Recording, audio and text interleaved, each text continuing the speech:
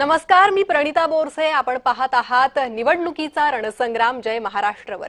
बुलेटिनच्या सुरुवातीला महत्त्वाची बातमी. पश्चिम बंगालच्या मतदारांनी ऐतिहासिक कौल दिलेला आहे. तब्बल 15 वर्षांनी ममता बॅनर्जी यांची सत्ता संपुष्टात आली आहे. त्यांच्या जागी भाजपची सत्ता येणार हे निश्चित झालंय. भाजपनं ममतांच्या पक्षाला 100च्या खाली नेत स्वतः 190 पेक्षा अधिक जागांवर मुसंडी मारली. हे नेमकं कसं आणि का घडलं पाहूयात त्याचा स्पेशल रिपोर्ट.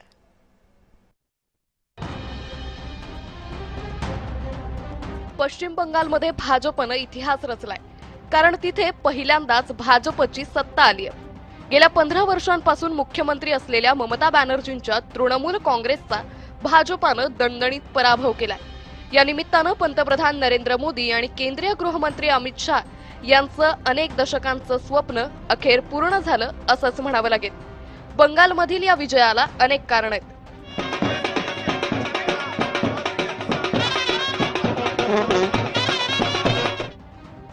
महिला तरुणांचा कल भाजपाकडे. महिला कुटुंब प्रमुखांना महिन्याला 3000ची घोषणा ठरली निर्णायक. हिंदुत्वाच्या मुद्द्यावर अधिक मतदान. बांगलादेशी घुसखोरांचा मुद्दा भाजपानं लावून धरला. महिला तरुणांसाठी रोजगाराचा मुद्दा महत्वाचा. भाजपानं निवडणुकीचं तंत्र बदललं. उमेदवार निवडीतल्या चुका भाजपानं टाळल्या. भाजपानं निवडणूक अस्मितेच्या मुद्द्यावर जाऊ दिली नाही. याच सोबत ममता बॅनर्जी आणि त्यांच्या पक्षाकडूनही अनेक चुका झाल्या. मुस्लिमांचं तुष्टीकरण भोवलं. बेरोजगारी, उद्योग आणि गुंतवणुकीचा अभाव. शिक्षक भरती प्रक्रियेत तृणमूल नेत्यांकडून मोठा घोटाळा. आरजीकर रुग्णालयात तरुणीवर पाशवी अत्याचार, आरोपी तृणमूलचा नेता. मतदार यादी शुद्धीकरणामुळे लाखो बोगस मतदार बाद. अति आत्मविश्वास, अहंकारी वागणं बोलणं. बंगाल भाजपाचा चेहरा आणि ममतांचं एकेकाळचं निकटवर्तीय सुवेंदू अधिकारी हे पश्चिम बंगालचे मुख्यमंत्री बनण्याची दाट शक्यता आहे. या विजयाचं श्रेय मात्र पंतप्रधान मोदी आणि केंद्रीय गृहमंत्री अमित शहांना द्यावं लागेल. निवडणूक प्रचार आणि तिकीट वाटपाचं सूक्ष्म नियोजन शहांनी केलं होतं. प्रचाराच्या शेवटच्या 15 दिवसात तर शहा बंगालमध्ये ठाण मांडून होते. देशातलं क्रमांक 2चं पद त्यांच्याकडे असलं तरी निवडणूक आली की शहा आजही प्रचंड मेहनत करतात. पक्षाची संपूर्ण यंत्रणा कामाला लावतात. हा गुण खरंच घेण्यासारखा आहे. दरम्यान विकास आणि रोजगाराच्या बाबतीत खूप मागे असलेला बंगाल आता तरी प्रगती करतो का हे पाहावं लागेल. ब्युरो रिपोर्ट, जय महाराष्ट्र. तर इकडे मुंबईतील भाजप प्रदेश कार्यालयात जल्लोषाची तयारी झाली आहे. पश्चिम बंगालमधल्या बहुमतामुळे मुंबईत आनंदाचं वातावरण आहे. भाजपकडून जल्लोष साजरा करण्यात येतोय, त्यासाठीची तयारी ही सुरू झालेली आहे. दृश्य आपण पाहतोय राज्यभरात केवळ पश्चिम बंगालमधील निकालानंतर त्याच राज्यात नाही तर महाराष्ट्रातही आनंदाचं वातावरण पाहायला मिळतंय. भाजपचं मुख्य लक्ष होतं पश्चिम बंगाल या राज्यावर. आणि याच संदर्भात अधिक माहिती देणार आहेत आमचे प्रतिनिधी मनोज दयाळकर. सध्या आपल्यासोबत जोडले गेले आहे. मनोज, भाजपचं मोठं लक्ष पश्चिम बंगाल ते भाजपनं पूर्ण केलेलं दिसतंय आणि त्याच पार्श्वभूमीवर जल्लोषाची तयारी मुंबईत सुरू झालेली आहे. काय वातावरण? बरोबर प्रणिता, आपण या ठिकाणी 5 राज्यांचा निकाल हा समोर आलेला आहे आणि त्यामध्ये 3 राज्यात सत्ता पालटी झालेली आहे. त्यामध्ये सर्वात मोठं म्हणजे पश्चिम बंगालचा निकाल आपण बघितलं तर त्यामध्ये इतिहास हा भाजपने या ठिकाणी रचलेला आहे. कारण की 15 वर्ष या ठिकाणी ममता बॅनर्जी हे मुख्यमंत्री होते आणि त्यांची सत्ता होती, पण या ठिकाणी भाजप आपण बघितलं भाजपने बाजी मारलेली आहे. या ठिकाणी 290 जागांवरती आपण बघितलं 293 जागांवरती भाजप हे 200च्या जवळ आलेला आहे. 200चे आकडा तर भाजप जवळचा आलेला आहे, पण या ठिकाणी ममता बॅनर्जी यांनी 100चा आकडा देखील गाठलेला नाहीये. त्यामुळे जो इतिहास आहे तो या ठिकाणी भाजपने केलेला आहे आणि आपण यासाठी या निवडणुकीसाठी भाजपने आपली प्राणप्रतिष्ठा लावलेली होती. कारण की पंतप्रधान नरेंद्र मोदी यांनी सुद्धा आपली ताकद लावलेली होती आणि केंद्रीय गृहमंत्री अमित शाह यांनी देखील ताकद लावलेली होती. केंद्रीय गृहमंत्री अमित शाह यांनी 15 दिवस तिकडे थाट मांडून होते आणि त्याचा आता फळ या ठिकाणी आलेला आहे. आपण पश्चिम बंगालमध्ये भाजपचं सरकार आलेलं आहे. पहिल्यांदा या ठिकाणी भाजपचं सरकार आलेलं आहे आणि जी ममता बॅनर्जी यांची सत्ता होती ती पूर्णपणे कायापलट परेड केलेली आहे आणि त्याचा जल्लोष आज पण भाजप कार्यालयामध्ये होते. भाजप कार्यालय देखील सजवण्यात आलेलं आहे. मोठा LED या ठिकाणी लावण्यात आलेला आहे. तसंच आपण भाजप या ठिकाणी जल्लोष करणार आहे. तसंच मुख्यमंत्री देवेंद्र फडणवीस देखील या ठिकाणी येणार अशी माहिती या ठिकाणी मिळते. पण सर्व नेते या ठिकाणी जमणार आहेत आणि संपूर्ण जल्लोष आपण महाराष्ट्रामध्ये देखील होत आहे. ठिकठिकाणी मिठाई देखील वाटली जात आहे. तसंच ढोल ताशे देखील वाजवले जाते. कारण की या ठिकाणी इतिहास हा केलेला आहे भाजपकडनं आणि तो इतिहास म्हणजे आपण ममता बॅनर्जी यांची जी 15 वर्षाची सत्ता होती त्याला पूर्णपणे मात भाजपने दिलेली आहे. त्यामुळे भाजपच्या गोटात आनंदाचं वातावरण पाहायला मिळतंय. मनोज, धन्यवाद या सविस्तर माहितीसाठी. तर आपण पाहतोय राज्यांचा हा महत्वाचा निवडणुकीचा निकाल लागलेला आहे आणि त्या पार्श्वभूमीवर पश्चिम बंगालमध्ये भाजपनं जे यश संपादित केलंय त्याचा जल्लोष हा करण्यात येतोय. के निर्माण के लिए विकसित आसाम और विकसित पुडुचेरी.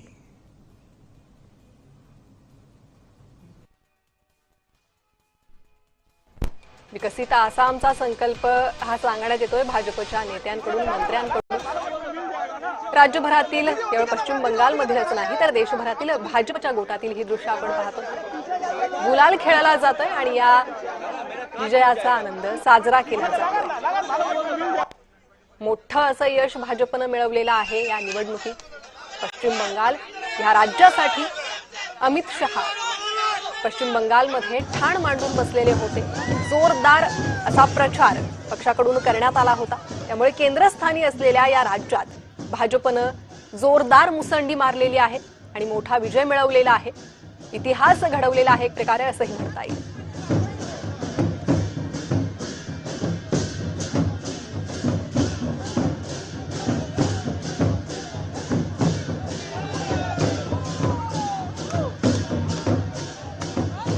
तर अशा पद्धतीनं 5 राज्यांचे निकाल आता समोर येत आहेत आणि यामध्ये आपण पाहतो की भाजपनं दणदणीत यश असं मिळवलं. आणि या सगळ्या संदर्भात आपण चर्चा करूयात. सध्या राजकीय विश्लेषक चंद्रशेखर नेने सर आणि आनंद देवधर सर आपल्यासोबत जोडले गेलेत. आपण सुरुवातीला जाऊयात नेने सरांकडे. नेने सर, आपण पाहिलं की ममता बॅनर्जी यांना पश्चिम बंगालमध्ये अतिशय मोठा धक्का बसलाय. सध्या पराभवाची अनेक कारणं सांगितली जातात. मात्र आता पश्चिम बंगालमध्ये पुढचं राजकारण नेमकं कसं असेल, विरोधी पक्ष म्हणून आता टीएमसी कशा पद्धतीने काम करेल? ममताजींची एकूण जी कार्यपद्धती आहे त्याच्यात गुंडांचा वापर हा अपरिहार्यच होता. त्यामुळे एक भीती अशी आहे की हारल्यानंतर ते आणखीन चवताळतात आणि ते गुंड कदाचित परत काहीतरी दंगल सुरू करतील. त्याचा बंदोबस्त सुवेंदू अधिकारी जर मुख्यमंत्री झाले तर ते आणि कोणी झालं तर त्यांनी तो अतिशय आवश्यकता म्हणून करायला पाहिजे. लोकांना सुशासन आणि सुरक्षित शासन याचा अनुभव देणं अतिशय महत्वाचं आहे. बरेच आपली कारणं सांगितली गेली की भाजपचा विजय काय झाला. एक महत्वाचं कारण दुर्लक्षिलं गेलं आणि माझ्या मते भाजपच्या विजयाचे एक शिल्पकार म्हणजे मोहम्मद युनूस आहेत. लोकांना आश्चर्य वाटेल मी काय बोलतोय, पण त्या माणसांनी बांगलादेशमध्ये जो नंगानाद चालवला त्याच्या अध्यक्षतेखाली हिंदूंवरती बंगाल्यांनी जे अत्याचार केले त्याची धडकी माझ्या मते पश्चिम बंगालमधल्या हिंदू समस्त जनतेवरती बसली आणि त्याचाही परिणाम झाला. एकीकरण झालं, मतांचं ध्रुवीकरण झालं आणि त्याही कारणामुळे हा विजय झालाय. तर ते जर टिकून धरायचं असलं तर 2 गोष्टी करायला लागतील. एक म्हणजे त्यांना सुरक्षेची भावना देणं अतिशय आवश्यक आहे आणि यावेळेला नवीन सरकार जे कोणी येईल त्यांना आतापर्यंत त्यांच्याकडे सगळ्या याद्या मिळालेल्या आहेत की कोण टीएमसीचे गुंड होते, कारण त्यांचा बंदोबस्तच ही सगळी पोलीस फौज जी 3 लाखाची फौज तिथे आणली होती ती करत होती.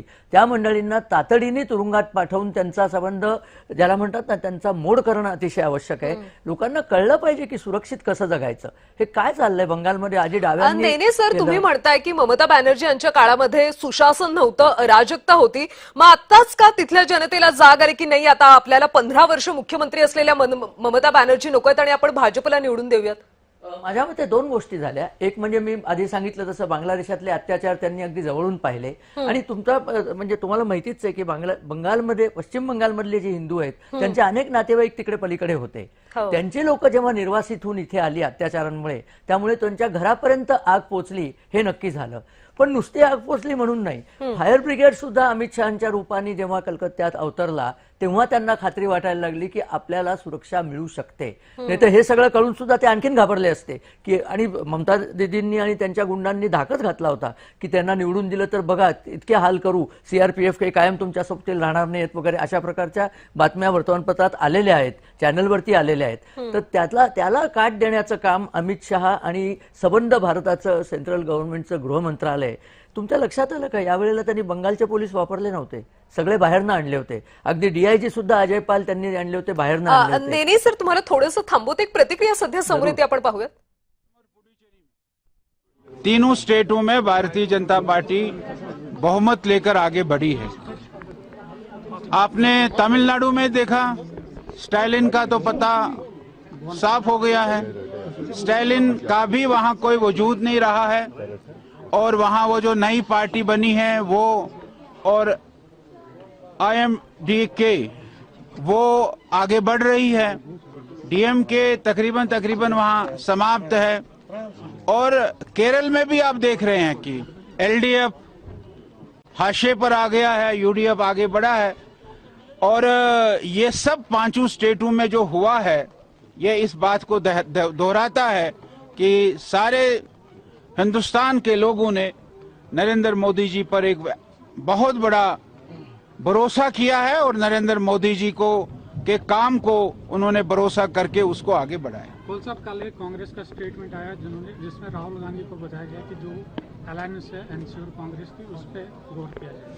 अब ये तो कांग्रेस ही बताएगा, करा साहब बताएंगे कि उन्होंने क्या कहा है. ये उनका अपना अंदरूनी मामला है, हम इस पर तो कुछ नहीं टिप्पणी कर सकते हैं. उनको जो ठीक लगता है और उनको जो लोगों की आवाज आ रही है उस लोगों की आवाज के साथ उनको जाना चाहिए. हम तो यही कहेंगे, लेकिन हम इसमें कोई टिप्पणी नहीं कहे कि वो कल करे, आज करे, अभी करे. ये उनका फैसला है, उनको करने दीजिए. कांग्रेस के एमपी तारिक अनवर का कहना है कि कांग्रेस को चाहे इंट्रोस्पेक्ट करे इन इलेक्शंस के बाद, उनको चाहिए कि पूरा. अब कांग्रेस क्या करेगी? कांग्रेस तो कहीं रही नहीं भाई साहब. कांग्रेस मुक्त हो गया भारत. अब कांग्रेस ने जितना किया राज उतना किया है, अब आगे उसका कोई नामो निशान ऐसा दिखता नहीं. कुल साहब, एक आखिरी सवाल है कि अभी तो वोटिंग जो चल रही है, क्योंकि अभी काउंटिंग चल रही है, लेकिन ममता बनर्जी के घर के बाहर जय श्री राम के स्लोगन्स लगे हैं जिसपे वो अघास्ट हुई है. तर आता मी आनंद देवधर सर यांच्याकडे जाते. तुम्ही आता भाजपच्या नेत्यांच्या प्रतिक्रिया ऐकत असाल तर ते म्हणतायत की आता काँग्रेस मुक्त अशा पद्धतीनं भारत झालेला आहे. पण भाजपला एखादा सक्षम असा विरोधी पक्ष नकोय का? म्हणजे आता जवळपास मी म्हणते की 14 ते 15 राज्यांमध्ये भाजपची आता सत्ता असेल आणि आता ही सत्ता आणखी वाढताना दिसते. त्यामुळे आता भाजपचं पुढचं राजकारण नेमकं कसं असणार आहे? तुम्ही म्हणताय ते बरोबर आहे. सक्षम विरोधी पक्ष असायला हवा, आदर्श आहे हे सगळं, परंतु प्रॅक्टिकली तसं दिसत नाहीये. पण त्यात भाजपची काय चूक आहे? राहुल गांधी 2004 पासून निवडणुका लढतायत. आता जवळपास 22 वर्ष झाली. प्रत्येक वेळी त्यांच्याकडे आशा लावून बघतात. लेफ्टिस्ट मीडिया बघते, सगळे इकोसिस्टीम त्यांची राहुल गांधीकडे प्रत्येक वेळी पुनरागमन वगैरे होईल असं म्हणतात. पण ही इज नॉट डिलिव्हरिंग. आता प्रियंका गांधी आल्यात राजकारणात. या निवडणुकीनंतर आता केरळमध्ये जिंकलेत म्हणून थोडीशी दुगदुगी आहे काँग्रेसला. परंतु एकूण परिस्थिती बघता काँग्रेसकडे 3-4च राज्य आहेत आणि एखाद दुसरं राज्य आणखीन येईल. मध्य प्रदेश, राजस्थानपैकी एखादं येतं, आलटून पालटून येतं. या पलीकडे त्यांना काही होप्स नाहीत. आणि अशा परिस्थितीत पूर्ण देशभर एकच नेता भाजपच्या विरोधात राहील अशी परिस्थिती आज मला तरी दिसत नाही. आणि ज्यावेळी पूर्ण देशाच्या राजकारणाचा विचार करायचा झाला तर सक्षम नेतृत्वाच्या हाती हा देश असला पाहिजे अशी जर भावना लोकांची असेल. आणि आजच्या घडीला तरी मोदींना पर्याय नाही. मोदींचा पर्याय सर हे लोकशाहीला कुठेतरी घातक नाहीये का? म्हणजे भाजपचा निवडणुका हाच एक कलमी कार्यक्रम सुरू आहे असं म्हटलं जातं. अहो, निवडणुका दर 5 वर्षांनी होतात. तो भाजपचा कुठला कार्यक्रम आला? असं कसं म्हणता तुम्ही? नाही, माझं असं म्हणणं आहे की पंतप्रधान असतील, देशाचे गृहमंत्री असतील, ते म्हणजे जगात काय चाललंय, युद्ध चाललंय, देशामध्ये नेमकी काय परिस्थिती आहे याच्याकडे न लक्ष देता ते प्रचार सभांमध्ये व्यस्त आहेत असं म्हटलं जातं. अहो, ते म्हटलं जातं, पण हे तुम्ही गृहीत धरताय की ते इतर गोष्टींकडे लक्ष देत नाही. प्रचार सभांमध्ये आपल्याला कुठे माहिती आहे इतर वेळी काय करतात ते? देश चालतोच आहे ना. सगळी निर्णय घेतले जात आहेत. निर्मला सीतारामन काम करतायत, जयशंकर काम करतायत, अश्विनी वैष्णव काम करतायत, सगळे त्यांचे मंत्री काम करतायत ना, प्रत्येक खातं काम करतायत. आता इलेक्शन जर असेल तर ज्यांच्या नावावरती, हे बघा, इलेक्शन जिंकण्यासाठी लढवावी लागते आणि ज्या नेत्याच्या प्रचारामुळे इलेक्शन जिंकता येते त्या नेत्याच्या प्रचाराला, तो जर नेता प्रचाराला उतरला नाही, पण हे तुम्ही विसरू नका की ते भाजपचे नेते आहेत ना, पंतप्रधान जरी असले तरी शेवटी भाजपचे नेते आहेत. ते रोज येत नाहीत प्रचाराला, ठराविक सभा घेतात आणि बंगाल मोठं राज्य आहे म्हणून. आता याला तुम्ही काही करू नाही शकत. आपल्या इथे वन नेशन वन इलेक्शन ही कल्पना याच्यासाठी मांडलेली आहे की एकदा काय ते इलेक्शन होऊन जावं. आता हे बघा, आता ही या 5 राज्यांच्या झाल्या, परत पुढच्या वर्षी यूपी आहे, गुजरात आहे, त्याच्यानंतर परत कर्नाटक येईल मे मध्ये, डिसेंबरमध्ये परत छत्तीसगड, मध्य प्रदेश, राजस्थान या निवडणुका येतच राहतात, दरवर्षी येत राहतात.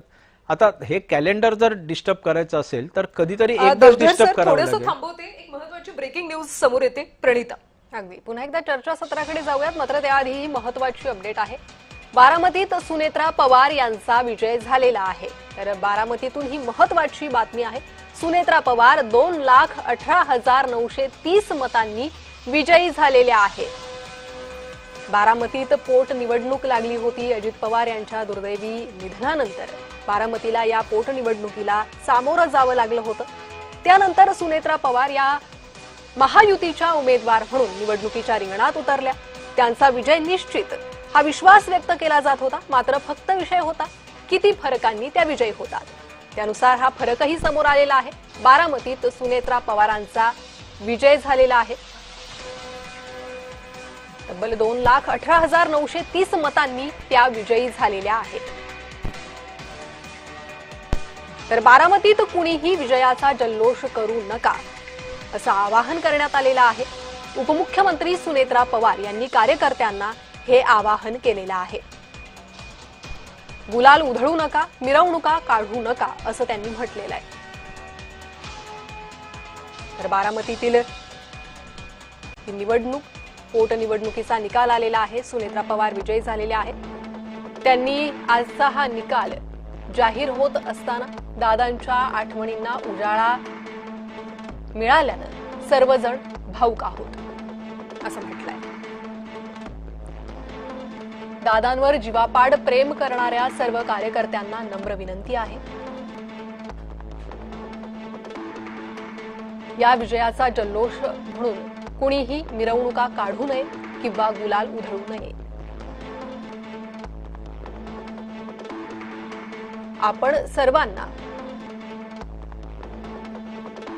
आपण संयम राखूया आणि दादांच्या विचारांना साजेसं वर्तन करूया असं त्यांनी म्हटलंय.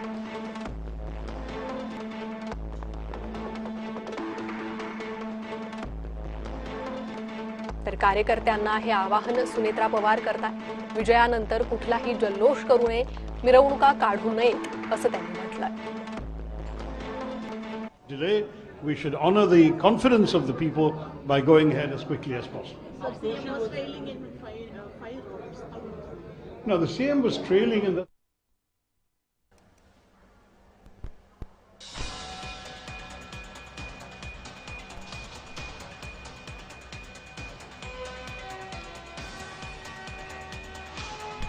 तर थलापतीची मैत्रीण त्यांना विजयानंतर भेटायला पोहोचलेली आहे.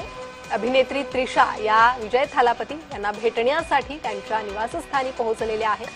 थालापती यांनी एक इतिहास घडवलेला आहे तमिळनाडूत. थालापती यांच्या घरी जल्लोषाची तयारी सुरू आहे.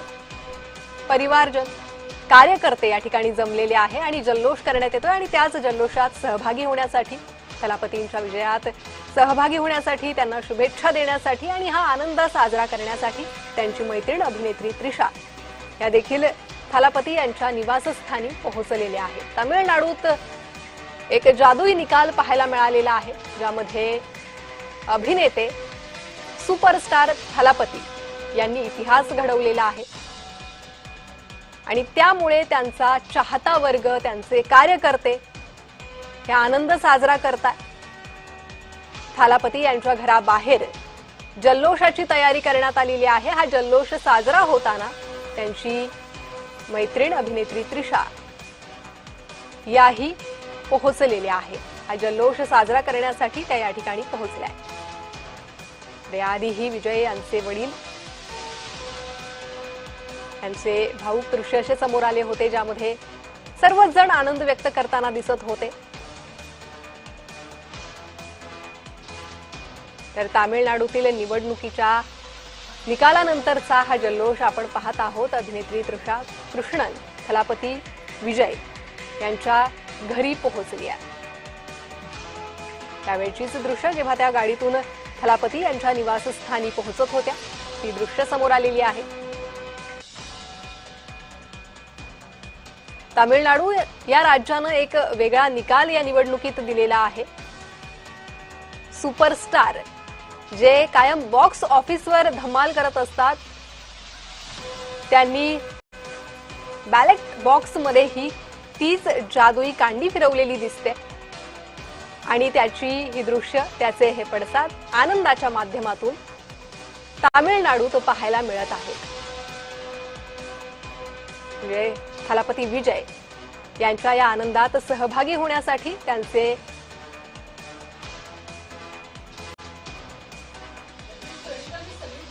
तामिळनाडूमधून बघतो आणि याच संदर्भात मी नेने सरांना एक प्रश्न विचारते. नेनेजी, आपण पाहतो की तामिळनाडूमध्ये एक प्रकारे इतिहास आता पाहायला मिळाला. विजय थलपती यांनी मोठा विजय मिळवलाय, त्यांच्या नावातच विजय. त्यामुळे आता तामिळनाडूचं पुढचं राजकारण कसं असेल? स्टॅलिन यांना एक मोठा धक्का बसलेला आहे. आता खरं तर विजय यांनी प्रचार सभांमध्ये मोठमोठ्या घोषणा केल्या की मुलींची आम्ही लग्न लावून देऊ, त्यांना पैसे देऊ, गृहिणींना पैसे देऊ, गॅस सिलेंडर मोफत देऊ असं त्यांनी म्हटलंय. ही सगळी आश्वासनं पुढच्या काळात पाळली जातील असं वाटतं का? मला असं वाटतं की ही आश्वासनं पाळण्याखेरीज विजय यांना गत्यंतरच नाहीये. जेव्हा तुम्ही सिनेमाचं मोठं क्षेत्र सोडून राजकारणाच्या क्षेत्रात येता तेव्हा तुम्हाला आश्वासनं ही पाळायला लागतात. आता हे सिनेमातली गोष्ट वेगळी असते, शूटिंग संपलं, घरी गेले, सिनेमा संपला, मग तुम्ही घरच्या रममाण होता. राजकारण हा 24/7 व्यवसाय आहे आणि माझी खात्री आहे की विजय थलपती यांना ते माहिती असेल आणि त्याप्रमाणे त्यांची वागणूक होईल. तामिळनाडूत काय झालं याच्याकडे आपण लक्ष दिलं पाहिजे की लोकांचा या डीएमके AIDMK यांच्यापासून भ्रमनिराश झालेला आहे. हेच आलटून पालटून आपण निवडून देत राहतो आणि ते लोक आपल्यावरती म्हणजे काही आपलं काही भलं खर्च करतात असं नाही, स्वतःचं भलं मात्र करत असतात. त्यामुळे लोक कंटाळलेली आहे. लक्षात घ्या, मतदार बदललेला आहे. दुर्दैवाने पक्ष बदलत नव्हते. भाजपाने तरी बऱ्याच ठिकाणी स्वतःला बदलून घेतलं, त्यामुळे भाजपाचा विजयरथ अजून चालू आहे. पण काँग्रेस म्हणा, AIDMK म्हणा, DMK म्हणा, या सगळ्यांना मतदार बदलला याची जाणीवच बहुतेक झालेली नाही. तुम्ही बघितलं नेपाळमध्येही असंच झालं होतं. जेनझी जे आलं त्यांना जाणीवच झालेली नाही. सगळ्या जगभर मतदार बदलतायत. आता अनेक ठिकाणी आहेत की जिथे मतदारच नसतात, हुकुमशाही असते, त्यांचं सोडून द्या, तिथे सुद्धा खरं म्हणजे उद्रेक होत आहेत. पण भारतामध्ये तसा उद्रेक न होता लोकशाही माध्यमातून जर सरकार बदलली तर एक शांततेचा अनुभव येतो. आणि एक गोष्ट आता मगाशी आपण आनंदीवरांशी बोलताना म्हटला होतात की पंतप्रधान अमुकच करत असतात, प्रचार करतात वगैरे. तुमच्या लक्षात आलं का, IMFनी आणि वर्ल्ड बँकेनी भारताचा प्रगतीचा रेट सर्वात जगात जास्त चांगला आहे, तो तसाच राहील असं जाहीर केलेलं आहे. हे पंतप्रधानांनी प्रगतीच्या आलेखाचा नेने सर सामान्यांना कितपत फायदा होतो? अरे सामान्यांना तुम्ही सगळीकडे बघताय फायदा होता. तुम्ही आम्ही सामान्य लोक आहोत. आम्ही इतके दिवस जे धक्के खात ट्रेननी जात होतो, आम्हाला मेट्रो मिळाली की नाही, हा सामान्यांना फायदा नाही झाला तर कोणाला झाला हो? प्रत्येक ठिकाणी सामान्यांना फायदा होतोय. सगळ्या जगात इंधनाचे दर वाढले होते, भारतात दर वाढलेले नव्हते. हा सामान्यांचा फायदा नाही. इतके वर्ष भारताकडे बघितलं जायचं की हे नेहमी भीक मागत असतात, जगात जातात, अन्नधान्य वगैरे. आज भारत अन्नधान्याच्या बाबतीत स्वयंपूर्णच नाही, सगळ्या जगाला अन्नधान्य पुरवण्याच्या क्षेत्रात पोहोचलेला आहे. हा सामान्यांचा फायदा नाही, शेतकऱ्यांचा फायदा या नाही. मुद्द्यावर आपण बोलूयात. नवनीत राणा सध्या प्रतिक्रिया देतात, पाहूयात.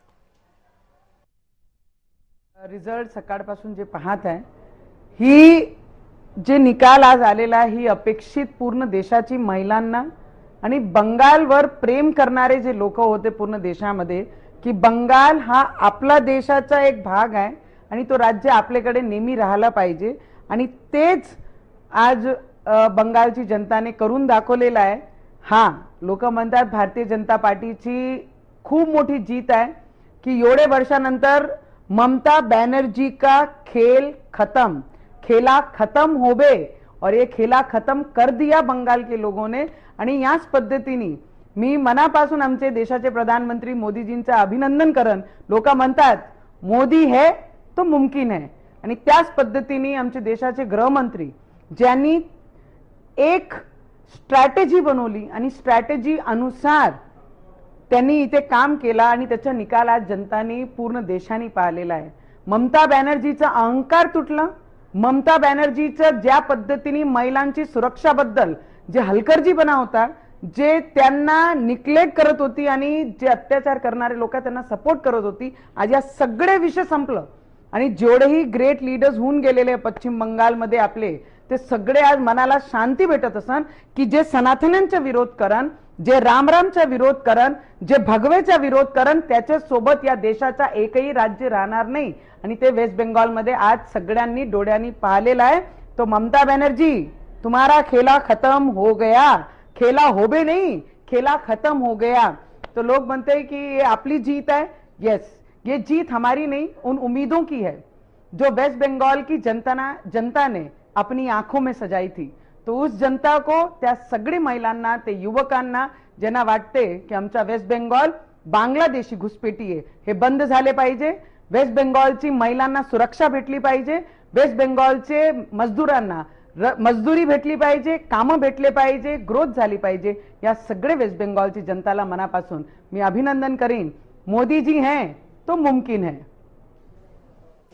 देवधरजी, तुम्ही आता नवनीत राणा यांची प्रतिक्रिया ऐकलीच असेल, तर हे अशा पद्धतीच्या भाजप नेत्यांच्या प्रतिक्रिया असतात. म्हणजे त्यांनी म्हटलेले की भगव्याला विरोध कराल, श्रीरामांना विरोध कराल तर असंच होईल. म्हणजे ही प्रतिक्रिया देण्याची कोणती पद्धत? म्हणजे विविधतेत एकता ही भारताची ओळख आहे, मात्र भाजप सध्या नुसताच हिंदुत्वाचा झेंडा पुढे करते.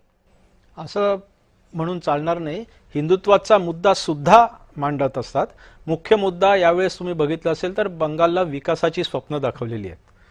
म्हणजे मागच्या वर्षी पोलरायझेशनवर जास्त लक्ष दिलं होतं, ती चूक भाजपने यंदा सुधारलेली आहे. गेल्या वेळेच्या अनेक चुका भाजपने यंदा सुधारलेल्या आहेत आणि त्याची फळं त्यांना मिळालेली आहेत. प्रश्न असा आहे ना, हिंदुत्वाचा मुद्दा का नाही मांडायचा असं मी विचारतो. उलट जर मुस्लिम तुष्टीकरण करून तुम्ही त्यांची वोट बँक जर तुम्ही पालनपोषण करत असाल आणि त्या आधारे जर निवडणुका जिंकत असाल तर व्हाय नॉट हिंदू कन्सॉलिडेशन. आणि ते झालेलं आहे. माझा पूर्ण ठाम असा समज आहे की हिंदूंनी एक गठ्ठा मतदान भाजपला केलेलं आहे. आता विभागवार विश्लेषण उद्या आपल्याला करता येईल व्यवस्थित, पण जिथे जिथे ममता दीदींचं साम्राज्य होतं, बालेकिल्ले होते, ते सगळे बालेकिल्ले उद्ध्वस्त झालेले दिसत आहेत. त्याशिवाय एवढ्या 190+ सीट्स भाजपला मिळणार नाहीत. 77 ते 190 आपण धरून चालू, ही मजल सोपी नाहीये. आणि 142 सीट्सचं दुसऱ्या टप्प्यातलं मतदान, जिथे ममता दीदींचा बालेकिल्ला होता, ते उद्ध्वस्त करणं खायचं काम नव्हतं आणि ते झालेलं आहे. आणि याचं एक कारण आहे की ममता दीदींच्या राज्याला लोक कंटाळले होते, हिंदूंना असुरक्षित वाटत होतं. त्यांना असं वाटलं की आपण भाजपला मतदान दिलं तर आपण कमीत कमी सुरक्षित तरी राहू. आणि या सगळ्या मुद्द्यांचा एकत्रित परिणाम म्हणून तुम्हाला आजचा निकाल दिसतोय. फक्त हिंदुत्वावरती नाही येतो, आणि जरी असला तरी त्यात काही चूक वाटत नाही मला. नाही देवधर सर, मी असंच म्हणणार होते की हिंदुत्वाचा मुद्दा का नाही मांडावा असं तुम्ही म्हणाला होतात, मात्र किती मांडावा हा पण एक प्रश्न उपस्थित होतो. मी आता नेने सरांकडे जाते. नेने सर, आपण पश्चिम बंगाल, मला माझं उत्तर पूर्ण करा. किती मांडावं हे त्या राज्यावरती अवलंबून असतं. बंगालमध्ये त्याची आवश्यकता होती. नक्कीच. नेने सरांकडे मी जाते. नेने सर, आपण पश्चिम बंगाल, तामिळनाडू या सगळ्या राज्यांबद्दल बोललो, मात्र पुद्दुचेरीमध्ये भाजपला जे यश मिळालं त्यामागे नेमकं काय कारण आहे? भाजपने तिथे नेमकी कोणती रणनीती वापरली? माझ्या मते विकासाची जी स्वप्न भाजप दाखवत असतो आणि त्याचं जर त्यांनी प्रत्यक्षामध्ये रूपांतर केलं तर त्याचं फळ म्हणजे असे निकाल लागतात. पुडुचेरीमध्ये काँग्रेसचा अनेक वर्ष बोलबाला होता, दुसऱ्या कोणाला तिथे संधीच नव्हती. गेल्या वेळेला जेव्हा भाजपला पुडुचेरीमध्ये राज्य मिळालं त्यानंतर त्यांनी पुडुचेरीचा विकास जो केला आहे त्या विकासाला भरभरून दिलेली पावती म्हणजे आत्ताचं परत मिळालेली सत्ता आहे. तशीच गोष्ट आसामची सुद्धा आहे. जिथे तुम्हाला सत्ता मिळते तिथे तुम्ही काहीतरी करून दाखवायला लागतं. हो, नाही तर सत्ता मिळाली आणि तुम्ही स्वतःच्याच नेत्यांची पाकिटं भरत राहिलात तर मग असं होतं की पुढे सत्ता तुम्हाला मिळत नाही. पुन्हा सत्ता मिळणं याचा अर्थच असा आहे की तुमच्या भूमिका तुम्ही अतिशय प्रामाणिक राहून त्याला मदत केलेली आहे, ते मतदारांपर्यंत पोहोचलेलं आहे आणि मतदारांनी त्याची पावती तुम्हाला दिलेली आहे की अजून तुम्ही असंच चांगलं करत राहा. तशीच पावती मतदारांनी राहुल गांधींना सुद्धा दिली की तुम्ही इतके चांगले विरोधी नेते आहात की तुम्ही अजून विरोधी पक्षातच बसा, असं आपलं मी गमतीने म्हणतो, फार सिरियसली घ्यायचं नाही. परंतु माझं असं ठाम मत आहे की ज्या ज्या ठिकाणी तुम्ही चांगलं काम कराल त्याला आता मतदार सावध झालाय. एक म्हणजे मतदार आता खूप जाणता पण झालेला आहे. पूर्वी काय होतं होतं की प्रचारात वाहून जायचा. आता मतदार प्रचारात वाहून जात नाही, बघतो की माझ्या भविष्यात काय फरक पडला. तुमच्या मगाच्याच प्रश्नाला उत्तर म्हणून सामान्य माणसाच्या आयुष्यात खरोखर पडलाय हो फरक. आपण मुंबईत राहतो, आपल्याला नाही का दिसत मुंबई सुधारलेली आहे? लेने सर, फरक आपल्यालाही जाणवतोय. सध्या एक ब्रेकिंग न्यूज येते, प्रणिता. ही महत्वाची बातमी पाहूयात. आतापर्यंत फक्त 3 फेऱ्यांचीच मतमोजणी झालेली आहे. या पुढच्या फेरीत तृणमूलच विजयी होणार असा आत्मविश्वास पुन्हा एकदा व्यक्त होतोय. 12 वाजल्यानंतर आमचाच विजय होईल असा दावा करतायत ममता बॅनर्जी. ममता बॅनर्जींनी हा विश्वास व्यक्त केलेला आहे. 2:30 वाजलेले आहे. 12 वाजेची वेळ ममता बॅनर्जी यांनी दिलेली होती. मात्र आता तरी आकड्यांमध्ये काही फरक त्यांच्या म्हणण्यानुसार दिसत नाहीये. तर या पुढच्या फेरीत तृणमूल विजयी होणार असं ममता बॅनर्जी म्हणत असल्या तरी आकडे मात्र त्यांचा हा दावा फोल असल्याचं सांगतायत. आतापर्यंत फक्त 3 फेऱ्यांचीच मतमोजणी झाली असं त्या म्हणाल्या होत्या. या पुढच्या फेरीत तृणमूल विजयी होणार असा विश्वासही त्यांनी व्यक्त केला होता.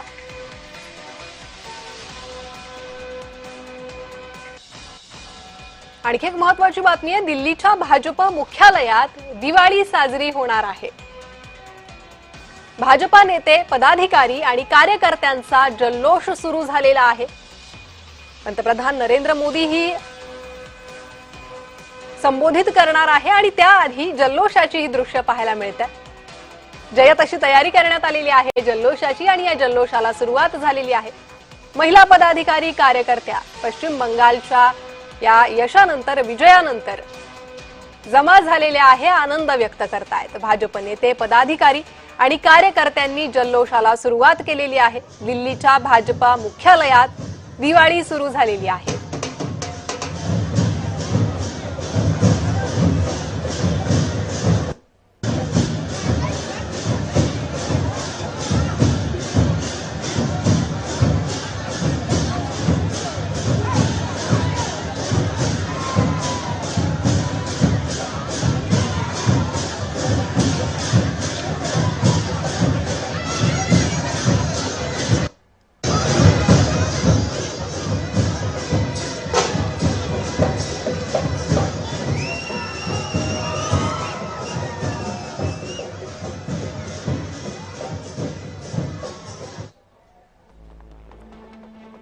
तर ममता बॅनर्जी यांनी काय आवाहन केलेले पाहूयात. आमदारांना पक्षात ठेवून पक्ष अबाधित ठेवणे, बंगालमध्ये सक्षम सकारात्मक विरोधी पक्ष म्हणून काम करणे. अर्थातच त्यांनी हा पराजय स्वीकारलाय असं म्हणता येईल. राजकीय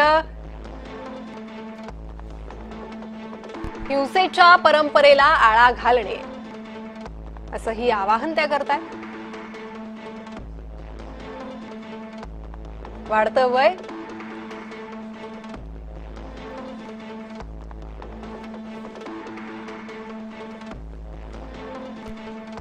तर भाजप विरोधकांमध्ये समन्वय राखणे असं आवाहन ममता बॅनर्जींनी केलेलं आहे. आणि ममतांसमोरील ही आव्हानं आपण पाहतोय. आता पराजयानंतर ममता बॅनर्जी यांच्यासमोर काय काय आव्हानं उभी राहणार आहे. आमदारांना पक्षात ठेवून पक्ष अबाधित ठेवणं हे मोठं आव्हान त्यांच्यासमोर असेल. कारण पराजयानंतर मोठ्या प्रमाणात कार्यकर्ते, नेते हे सोडून जात असतात. बंगालमध्ये सक्षम सकारात्मक विरोधी पक्ष म्हणून काम करणे, राजकीय हिंसेच्या परंपरेला आळा घालणे हे आव्हानं आता ममतांसमोर उपस्थित होणार आहे.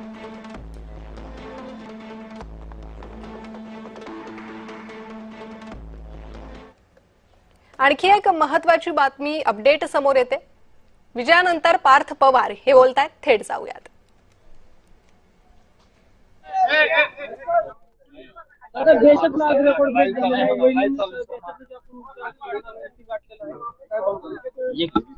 आज खरं तर मी सर्वच बारामतीकरांचा मनापासून खूप खूप आभार मानतो.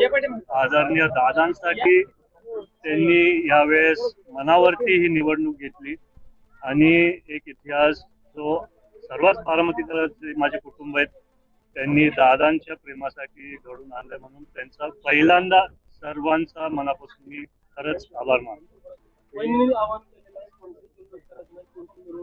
वहिनींनी नुसतं नाही, आम्हाला सगळ्यांची भावना अशी आहे की सारखं आम्ही बोलत आलोय की दादांच्या बिना कधीच वाटलं नव्हतं एका निवडणुकीसाठी आम्हाला समोर जायला लागेल, पण तसं नियतीमुळे झालं. आणि 2 दिवसापूर्वी भोर तालुक्यात पण एकदम वाईट घटना घडली आहे त्या चिमुकलीच्या संदर्भात. तर आम्हाला कोणालाही वाटत नाही की हा आनंदाचा दिवस आहे. आज खरं तर मनात घेतलं तर वहिनींनी त्यांच्या विचारापासून तातडीने कसं त्या मुलीच्या कुटुंबाला न्याय मिळेल ते मनात घेतलंय. तेच आमच्या सर्वांची भावना. जल्लोष, मी पण सर्वांना विनंती करतो की कोणी जल्लोष नका करू. सर्वांनीच एकत्रित कष्ट घेतलेत. आमचे पोलिंग एजंट्स असू द्या, पक्षातले सगळे कार्यकर्ते असू द्या, सर्वच मतदारांना सर्वांचंच मी मनापासून आभार.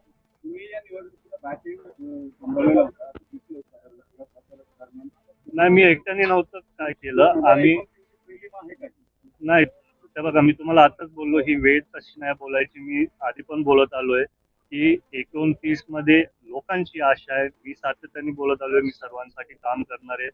मी आधी बोललो मंगळवारी जनता दरबार घेणार, पण नंतर मी सांगितलं की दर गुरुवारी घेणार, कारण सोमवार मंगळवारी आम्ही तिथं मुंबईला जातो. आणि असं काय नाही की 29 ची तयारी चालू आहे. मी सारखं बोलत आलोय की दादा एक आधार म्हणून होते सर्व बारामतीकरांसाठी, आणि वहिनी जेव्हा मुंबईत असतील मी पण माझ्या स्वतःनी कष्ट घेऊन सर्वांना तो आधार दिला पाहिजे आणि काम करायला पाहिजे.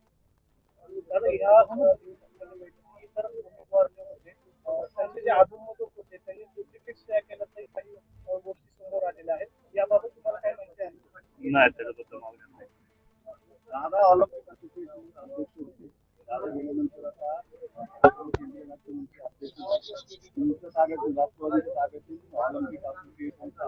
ते आम्हाला काल कळालं. आम्हाला सर्वांची इच्छा होती की ते आमच्या बरोबर म्हणजे पक्षातच असायला पाहिजे होतं. भरपूर क्रीडाच्या संपर्कातल्या लोकांनी मला काल फोन लावले, पण आजचा दिवस थोडा महत्वाचा होता म्हणून त्याच्यात काय आम्ही जास्ती चर्चा नाही करू शकलो. आणि आता बघू त्याच्यात पुढे काय आम्ही जर सीएम साहेबांशी बोलू शकलो आम्ही कदाचित चर्चा करू. दादा, या निवडणुकीमध्ये तर बारामतीमधून पार्थ पवार यावेळी बोलत होते. विजयाचा जल्लोष करू नका असं त्यांनी एक प्रकारे कार्यकर्त्यांना आवाहन केल्याचं पाहायला मिळालं. पुन्हा आपण चर्चेकडे वळूयात. मी जाते आनंद देवधर सरांकडे. देवधर सर, आता अशा पद्धतीनं भाजपचा एक मोठा विजय पाहायला मिळतोय, त्यामुळे केंद्राच्या सत्तेमध्ये आता काही बदल होतील का? आणि पश्चिम बंगालमध्ये आता मुख्यमंत्री पदासाठी नेमका कोणता चेहरा समोर येईल असं वाटतं? सध्या तरी सुवेंदू अधिकारी हा एकच चेहरा आहे, परंतु भाजपचे दिल्ली स्थित नेते जे असतात ते धक्का तंत्रात नावाजलेले आहेत त्याच्यासाठी. पण सध्या तरी मला तसं काही वाटत नाही. तरी सुद्धा आपल्याला येत्या काही दिवसात कळेल कोण मुख्यमंत्री होते ते. पण ही इज द काय म्हणतात ते योग्य उमेदवार आहेत सुवेंदू अधिकारी, तेव्हा तेच मुख्यमंत्री होतील असं मला वाटतंय. नेने सर, जर सुवेंदू अधिकारी यांच्याकडे मुख्यमंत्री पदाची धुरा देण्यात आली तर पश्चिम बंगालमध्ये नेमकं काय बदल होऊ शकतात असं वाटतं, आणि मंत्रिमंडळात आणखी कुणाकुणाला संधी दिली जाईल? माझ्या मते सुवेंदू अधिकारींचं वैशिष्ट्य हे की ते लढाऊ कार्यकर्ते आहेत आणि ते ममता दीदींच्या बरोबरच काही वर्ष होते. त्यामुळे त्यांच्या पक्षातले गुंड कोण पुंड कोण ते सगळं त्यांना पूर्णपणे माहीत आहे. आणि लढाऊपणा असल्यामुळे ते त्यांचं ते गुंडांची जी दहशत तिथे आहे ती दहशत मोडायला त्यांचा खूप उपयोग होईल. मला तर असं वाटतं कदाचित गृहमंत्री पद सुद्धा ते स्वतःकडेच ठेवतील अशी एक शक्यता आहे. बाकीचे त्यांच्याकडे जी लोक आहेत त्यांच्या तृणमूल आणि भाजप, तर तृणमूलमधनं जे आलेली 2-4 लोक असतील ती असतील, पण भाजपच्याच कार्यकर्त्यांना तिथे संधी मिळेल आणि त्या कार्यकर्त्यांनी आता सुशासन तिथे राबवणं हे पहिलं काम आहे. आपल्याला माहिती आहे की जसं तेव्हा टाटांनी नॅनो प्रोजेक्ट तिथे काढला होता आणि ममता दीदींनी तिथे त्यांना विरोध केला आणि टाटांना तिथं अक्षरशः पळून यावं लागलं, असं पुन्हा होऊ नये याकरता सुवेंदू अधिकारी आणि त्यांच्या टीमनी काम करणं आवश्यक आहे. बंगाल हा एकेकाळी भारताचा प्रगतिशील प्रांत होता. ती स्थिती त्यांना पुन्हा आणून देणं हे त्यांचं काम आहे. तसं झालं तरच लोकांच्या आकांक्षेला खतपाणी मिळेल असं आपल्याला दिसेल. आणि माझी खात्री आहे की त्यांना अमित शहा आणि नरेंद्र मोदी यांचं पूर्ण सहकार्य असेल. डबल इंजिन सरकारचे जे फायदे आहेत ते आता आपल्याला बंगालमध्ये पाहायला मिळतील. ममता दीदींनी तर सरकारने दिलेल्या कित्येक योजना सुद्धा तिथे राबवल्या नव्हत्या केंद्राचं नाव होईल म्हणून. लोकांच्या लोककल्याणाच्या योजना, शेतकऱ्यांच्या कर्जमाफीच्या योजना, या कितीतरी योजना त्यांनी भाषणात बांधून ठेवल्या होत्या. त्या आता खुल्या होतील आणि त्यानंतर आपल्याला दिसेल की बंगाल प्रगतीपथावरती गेला. असं एकदा झालं ना की इतर राज्यांना सुद्धा आशेचा अंकुर फुटतात की आम्ही डबल इंजिन आणलं तर आमची सुद्धा प्रगती होईल. तर त्या दृष्टीने भाजपचे श्रेष्ठी विचार करत असतील याची माझी खात्री आहे. नक्कीच नेने सर, त्यामुळे आता सुवेंदू अधिकारी यांच्याकडे मुख्यमंत्री पद दिलं जातं का आणि पुढे बंगालमध्ये कशा पद्धतीनं भाजपची ही सगळी कारकीर्द राहील हे पाहणं आता महत्वाचं आहे. पुढची एक महत्वाची बातमी तामिळनाडूमधून येते. माझी सहकारी प्रणिताकडे जाऊयात.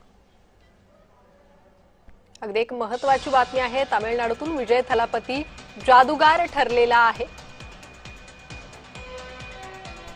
हिंदू दलित मतं TVK कडे वळलेली आहे. त्यामुळे याचा मोठा फायदा थलापती विजय यांना झालेला पाहायला मिळतोय. तामिळनाडूत सत्ता बदल झालाय. मोठा इतिहास विजय थलापती याने घडवलेला आहे आणि तो या विजयाचा जादूगार ठरलेला आहे. नावाप्रमाणे विजय थलापती यांचा विजय झालेला आहे. वेगवेगळी विश्लेषणं या त्यांच्या विजयाचीही करताना पाहायला मिळत आहेत. पडद्यावरचा हिरो आता तामिळनाडूतील राजकारणातलाही हिरो झालेला आहे आणि त्यामुळे थलापतीचे चाहते भावुक झालेले पाहायला मिळाले. आपल्याला माहिती आहे तामिळनाडूत थलापतीचा चाहता वर्ग किती मोठा आहे आणि हे सर्व कार्यकर्ते, हे चाहते किती जोडलेले असतात त्यांच्या या अभिनेत्यासोबत आणि त्यामुळे या भावना पाहायला मिळत आहेत.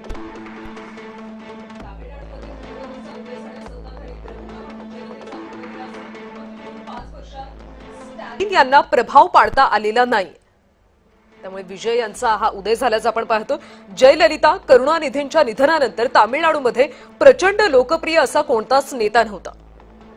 नेमकी हीच पोकळी सुपरस्टार विजयनं भरून काढली. दलित, आदिवासी, मुस्लिम मतदारांमध्ये ते अधिक लोकप्रिय झाले. ग्रामीण तामिळनाडू आणि तरुण मतदारांकडून त्यांना प्रचंड असा पाठिंबा मिळाला. द्रमुक, अण्णा द्रमुकच्या जातीयवादी राजकारणाला जनता कंटाळली होती आणि त्यामुळे TVK अर्थात विजय यांना पाठिंबा दिल्याचं सध्या पाहायला मिळते. द्रमुक, अण्णा द्रमुककडे कुठलाही नवा विचार नव्हता. इतकी वर्ष त्यांनी ते सत्तेमध्ये होते, मात्र जनतेला नवं असं काही देऊ शकले नाहीत. जात, लिंगभेद रहित समाज निर्माण करण्याचं थलपती विजयचं आश्वासन. यासोबत अनेक आश्वासनं त्यांनी दिले. त्यामुळे विजय थलपती ही सगळी आश्वासनं नेमकी आगामी काळात कशा पद्धतीने पूर्ण करतात याकडे सुद्धा आता तामिळनाडूतल्या जनतेचं लक्ष असणार आहे.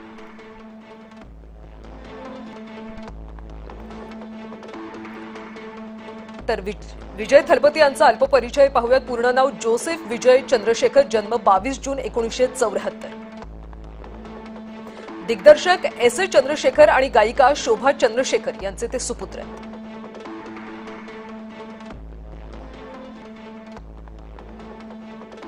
वयाच्या 10व्या वर्षी विजय थलपती यांनी अभिनयाला सुरुवात केली. बराच काळ त्यांनी चित्रपट सृष्टीमध्ये घालवला. 1994 मध्ये आलेला रासीगन हा त्यांचा चित्रपट प्रचंड असा गाजला.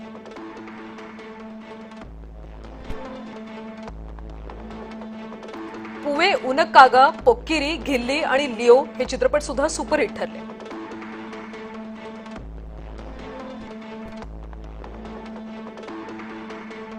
बहुतांश भूमिकांमध्ये अन्यायाविरोधात लढणारा गरिबांचा कैवारी असंच त्यांना चित्रपटांमध्ये सुद्धा दाखवण्यात आलं आणि त्यांची ही प्रतिमा जनसामान्यांमध्ये फार ठसल्याचं दिसलं.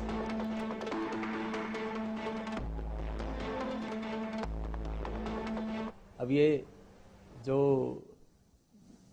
यथास्थितिवाद या वर्चस्ववाद के उन्माद में जो लोग पगलाए हुए थे, उनके लिए ये पश्चिम बंगाल का चुनाव एक बहुत बड़ा सबक है कि अब आपको विजय पानी है तो अंतिम वोटर से लेकर के बूथ मैनेजमेंट से लेकर के राजनीति की को सभी दिशाओं से आपको साधना पड़ेगा। और जिस ऐतिहासिक विजय की ओर बीजेपी बढ़ रही है पश्चिम बंगाल में, वह अपने आप में जो राजनीतिक वर्चस्व के उन्माद में पगलाए हुए लोग हैं उनके लिए भी सबक है।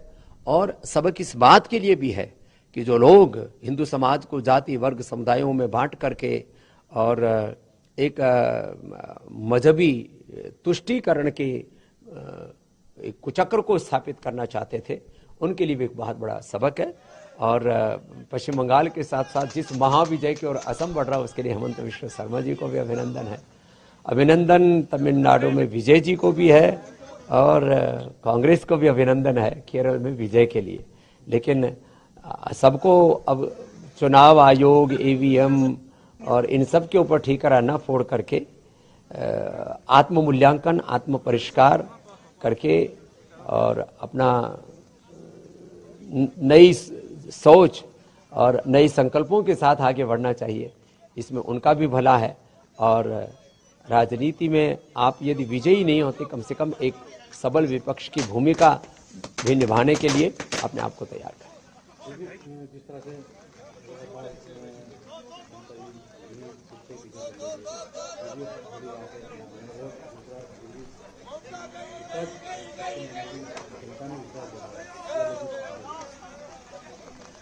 लोकतंत्र में वोट तंत्र और उसमें भी जनतंत्र सबसे बड़ा हो। तो किसी भी नेता को, चाहे वो किसी गांव का सरपंच हो, चाहे वो वार्ड मेंबर हो, एमएलए हो, एमपी हो, सीएम हो, पीएम हो, प्रेसिडेंट हो, कितने ही ऊंचे ओहदे पर है, अपने आप को बड़ा मत मानिए। संविधान सबसे बड़ा है, कानून सबसे बड़ा है, पुरुषार्थ सबसे बड़ा है। और आपकी नीयत, आपकी नीतियां, आपका नेतृत्व और आपका चरित्र कैसा है। यदि भाजपा का कार्यकर्ता नारा देता रहा कि जहां हुए बलिदान मुखर्जी वो कश्मीर हमारा है, आज वही कार्यकर्ता नारा दे रहा है जहां हुए पैदा मुखर्जी वो बंगाल हमारा है। यहाँ विकास की राजनीति चलेगी, तुष्टीकरण चलेगा नहीं, दादागिरी चलेगी नहीं या दीदीगिरी चलेगी नहीं। यहाँ विकास चलेगा। और बंगाल की जीत ये देश के सुरक्षा के लिए अहम थी। अब विकसित भारत 2047 की तरफ हम तेजी से बढ़ेंगे। सालों साल से भाजपा का कार्यकर्ता नारा देता रहा कि जहां हुए बलिदान मुखर्जी वो कश्मीर हमारा है, आज वही कार्यकर्ता नारा दे रहा है जहां हुए।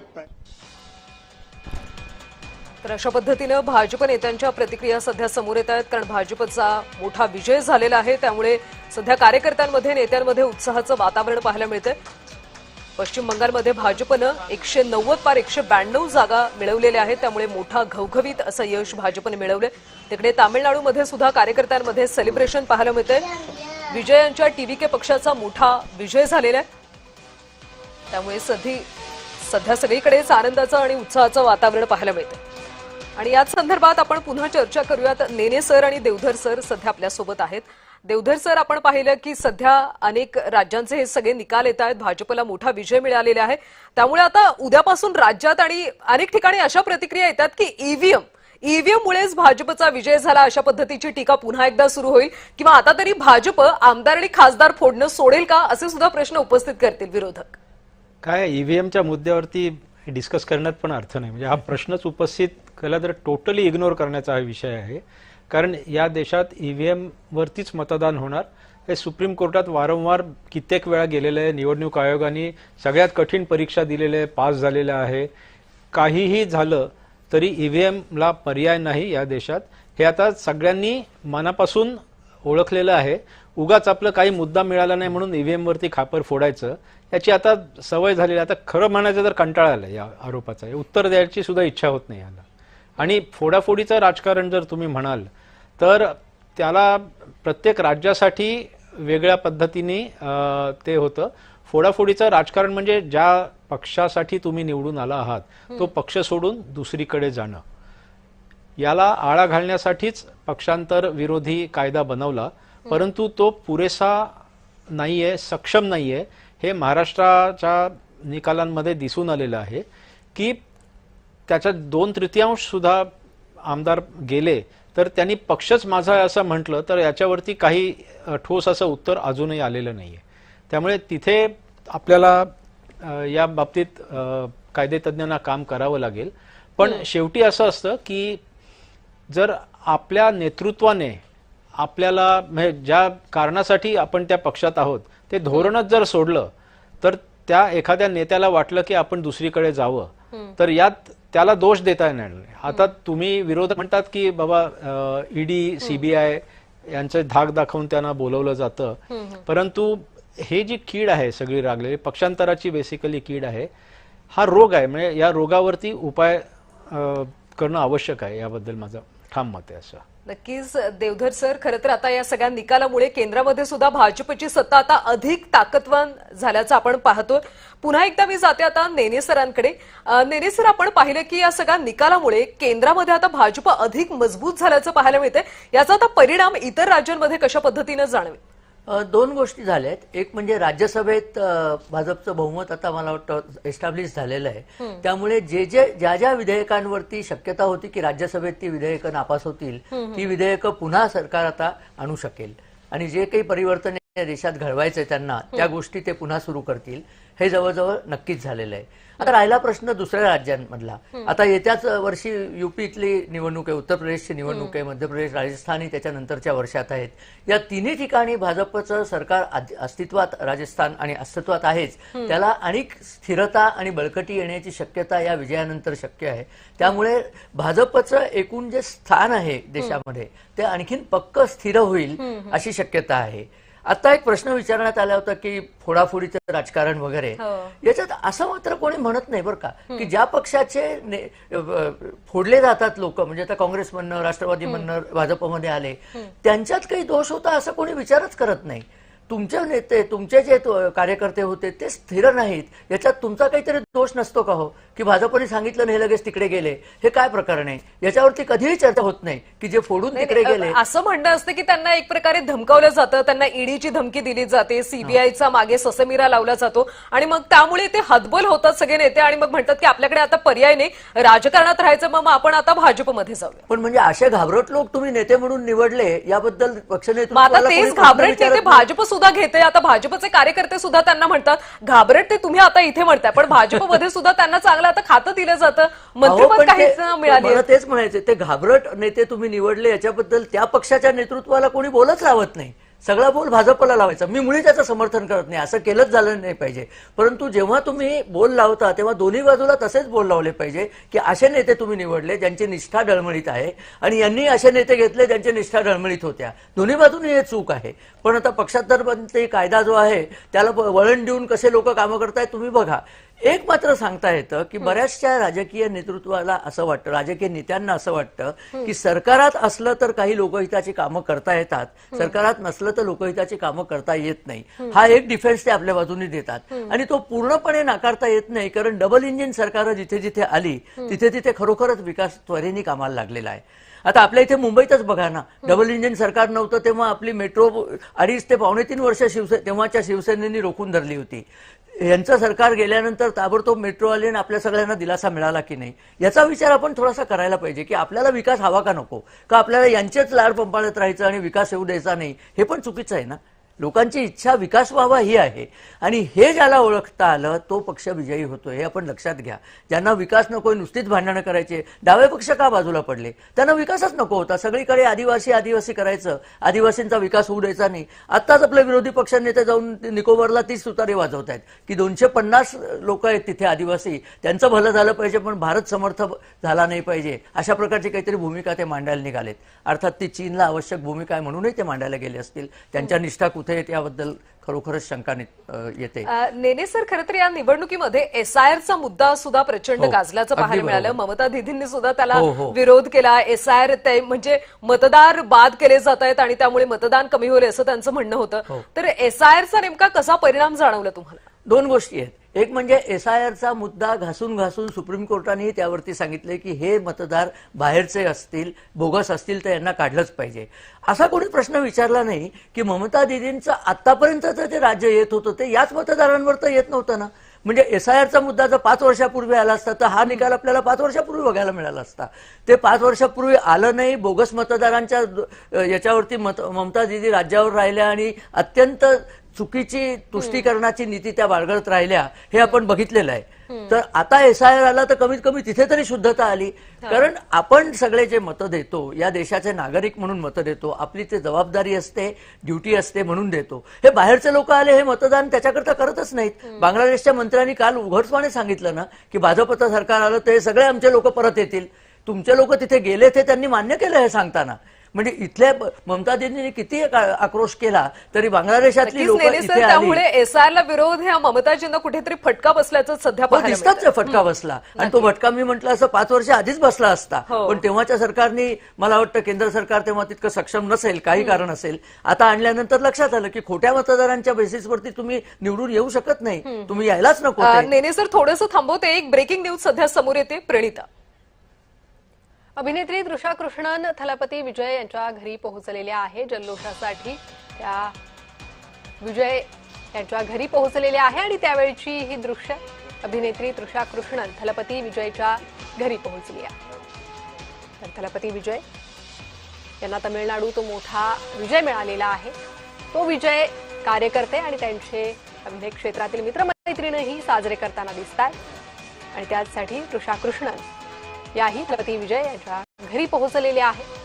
जल्लोषाची जय्यत तयारी करण्यात आलेली आहे त्यांच्या निवासस्थानी आणि या जल्लोषात सहभागी होण्यासाठी, आनंदात सहभागी होण्यासाठी तृषा कृष्णन या त्यांच्या घरी पोहोचलेल्या आहे. त्यावेळचीच ही दृश्य आहे. तामिळनाडूत मतदारांनी कौल दिलेला आहे विजय थलापती यांना आणि त्यानंतर जल्लोषाचं वातावरण पाहायला मिळत आहे.